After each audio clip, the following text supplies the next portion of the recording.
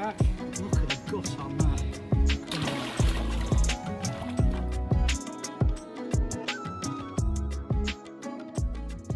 Right, we're back out fishing, back at Old Mill on Birch Lake. It's October, it's a Tuesday, turned up, and bizarrely, there's nobody here at all. I've had the pick of the lake. It's crazy, can't believe it, bizarre.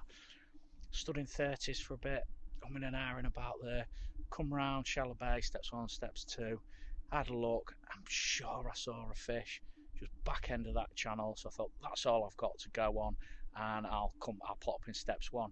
It is one of my favourite pegs on the lake as well, because I've done really well over the years in here, and it's a lovely little peg.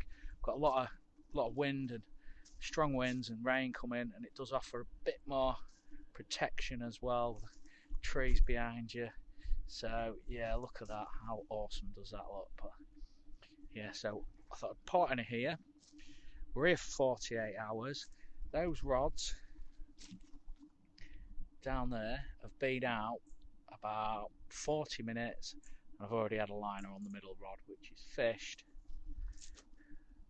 to that back channel there. So anyway, it's I'm super excited. It is proper cold this morning, so we're at that point where autumn's here, them leaves are just going to drop off the trees, and when it gets to sort of December, January, I just struggle on birch, really do. It's tough at the best of times, but when we hit the proper hard morning frosts, it just doesn't completely shut up, but it gets really difficult to sneak them out. So I get this trip in October, and you know, October, November, it's been quite a good couple of months for me. Years gone by, I've had some cracking fish. I think I had a 35 pounder so this time last year, and then in the November time like a 37, and yeah, I've had some really good fish. So hopefully that sort of pre-winter feed up, if it is such a thing, happens, and those fish out there swimming about get on my bait and I can sneak a few. But I'll spin that camera around, I'll show you where I've got my rigs. Right, I'm just being a bit more quiet because I'm right at the front of the swim. Middle rod is straight to the back of that channel, right in the middle of there.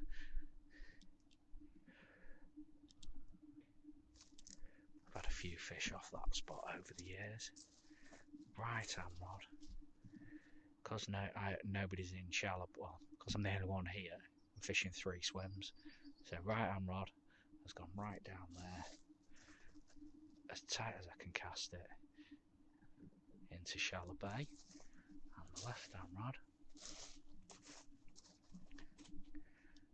I've cast that into steps 2, and that little reed line there, I want a bit blurry, that reed line there, I've landed about 6 inches off the back of it. Obviously,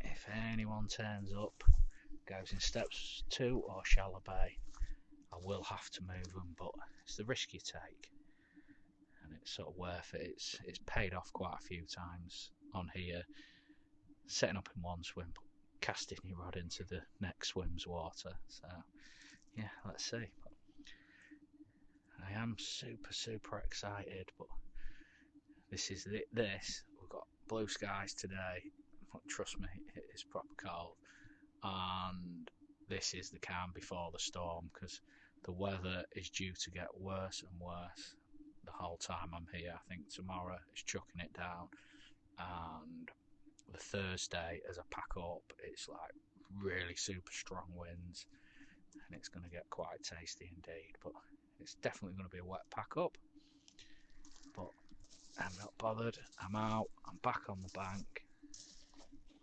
and we're fishing. But yeah, let's look how lovely that looks out there. Beautiful.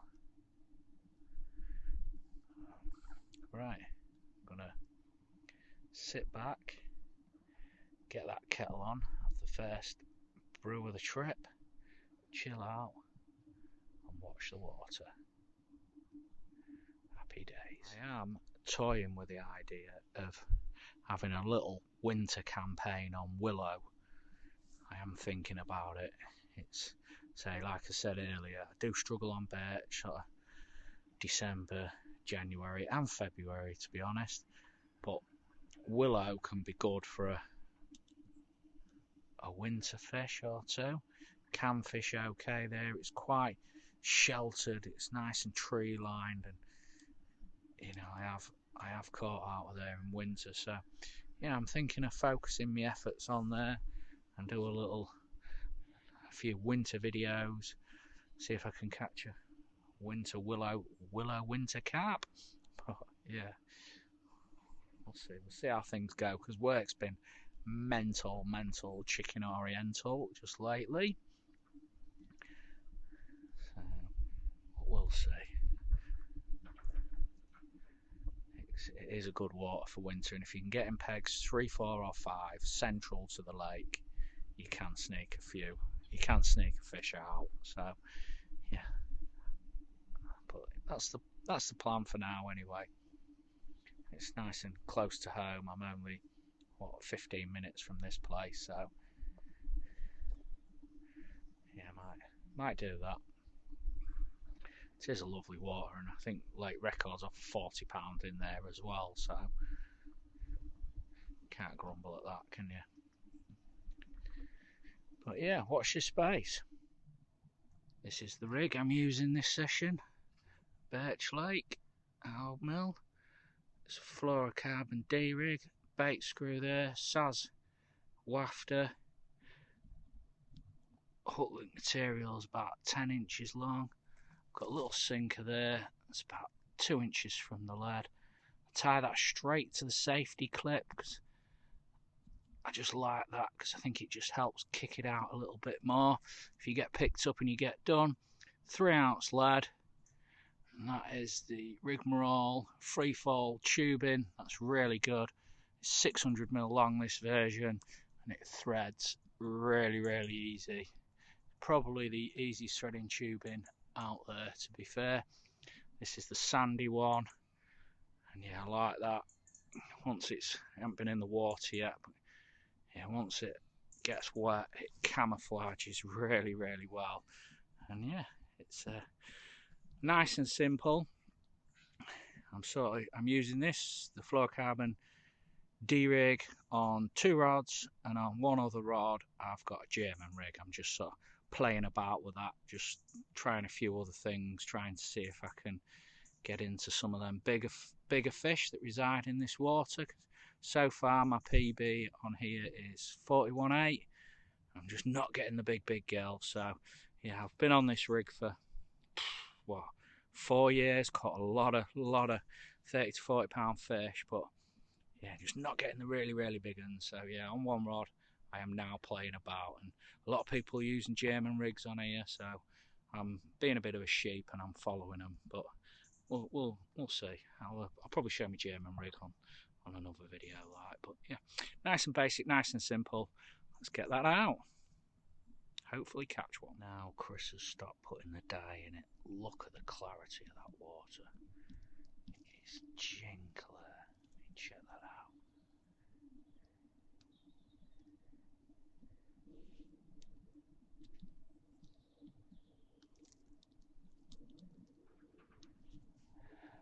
Yeah, one thing's for sure though. Now it's gin clear and there's no blue dye in it. Must be easier for them carp to spot our rigs, that's for sure. It'll make the fishing a bit more difficult, definitely. Look at that, it's carbon carp rot. I am quietly optimistic this trip, that's for sure. It just looks so good out there. I've tried not to sort of cast about too much, especially with me being the only one on. I've got a few boilies in the catapult. Just ping them out first, just before I put the rigs out. I'd rather scare them off with bait than a big lead dropping on their heads, that's for sure. But I've not gone mad. I haven't filled it in. Where are we? There's the bait, look. SAS, and that was a 3 key bag. And I've not used much at all. You can see there's loads left. But I do think this time of year Now them leaves are starting to drop on the trees, and we're getting proper cold mornings. It's not the one to fill it in. Well, I don't think it is anyway, but we'll see. We'll see how it goes. If I catch one, I'll get the cat pulled out again and put a few more baits over it. So steady away with it. That's the plan this trip. Yeah, I can't be here for 48 hours on my own. No chance. I'm sure somebody will turn up tomorrow. Probably two people will turn up, and one will go in shallow bay right at me, and one will go in steps 2 left of me. And I'll be back just fishing this bit of water then. Yeah, that's typical. Does happen occasionally, but it is a risk you take. Right, I'm going to stop banging on, stop waffling, and chill out for a bit. Just been done on that left hand rod. I was just sat having a sandwich, watching the water, and the rod tip starts bouncing, knocking like mad. Bobbins jumping up, shot out and sort of hit into it, and nothing there. I'm pretty sure it's one of them really small stockies that got ever so soft mouths, and you tend to lose a few of them in here when you hook them. And there is quite a few of them about at the minute. I think on my last vlog in that corner, I seem to recall recording about 50 of them just sat there. So yeah, I'm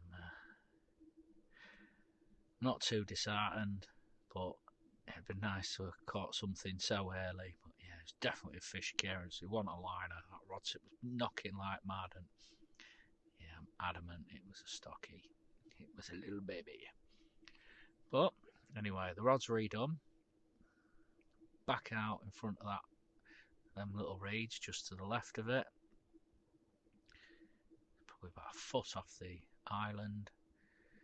And yeah, and we'll see what happens. I'm sure they'll be back. But yeah, take a little stocky, get me off the mark. I count them. Some members don't count them. Say it classes as a blank, they don't count, but for me a carp is a carp, so I'll take one of them, but I prefer a 60 for sure. Yeah, but anyway, right, that's promising. There's carp about and they're feeding, and if there's little ones, I'm sure the big ones won't be far behind it. So keep chilling out, watching this water. Hopefully I can report back soon with a nice fish. Thought I'd check the water temperature. Look at that. 12.2, 12.3. Yeah, that is a lot warmer than I thought it would be. On the mornings around here just lately, last few mornings, we have had a touch of frost. And yeah, I just thought that water would be quite a bit more colder, but it's not. That surprised me. So while we're at that sort of 12.2, 12.3 temperature, it is game on for this carp fishing for sure. Look, for me, it's no wonder I got some attention on that left hand rod down that margin, up in front of that island. Because look, the sun, it looks lovely over there, and if I was a carp, that is where I'd be hanging out for sure. So if I do catch one, my money is on the left hand rod. I think they're redoing the road in the car park, so it's a bit noisy over there for sure. But never mind, it's not been as loud as that all day. But here come the swans.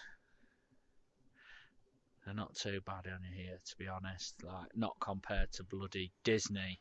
They are a royal pain there, but these two, they tend not to come and catch your line at the rod tip, which is good.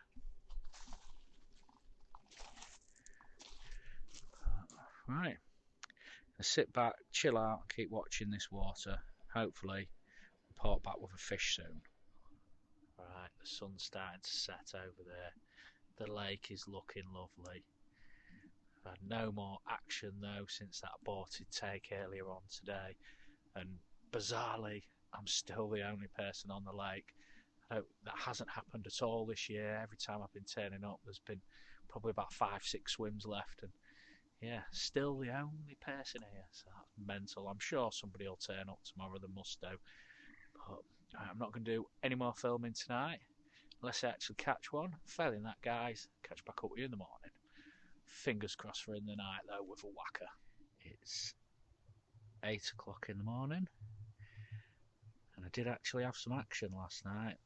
Left hand rod, let off a couple of bleeps, shot out to it, the rod tip was bouncing like that, picked the rod up, fish on, played it in for about a minute or two, and then it bumped off. I know it was one of the stockies, one of the smaller ones. They've got such soft mouths, you lose a good percentage of them. But I was gutted, if I'm honest. I still am, because it would have been nice to have caught. I don't mind catching any fish of any size. A fish is a fish. It's not always about the size, but yeah, I'd like to have got off the mark, but never mind. I'll be honest, last night at 3 I did put the rod back out, but I didn't even change the bait. I just sort of pub chucked it in the zone. So I'm going to give it till 9 o'clock. If nobody's turned up and got in the swim to the left of me, I'm going to get it back on the money, in their water, a foot off the island, and hopefully I can get another opportunity and sneak one. But yeah, it's certainly getting windy today as well. But it's nice to know there's fish out there feeding. So that's 2 occurrences, 1 proper take, and no fish. So yeah, bit of a funny session for sure. But I'm going to sit back, have some porridge, give it a bit, and get them rods sorted.